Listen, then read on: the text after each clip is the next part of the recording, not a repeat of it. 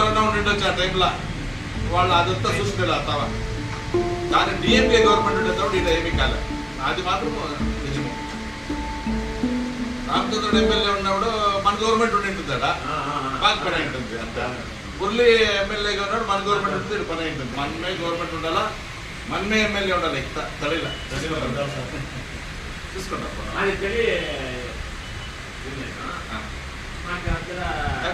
చెప్పండి.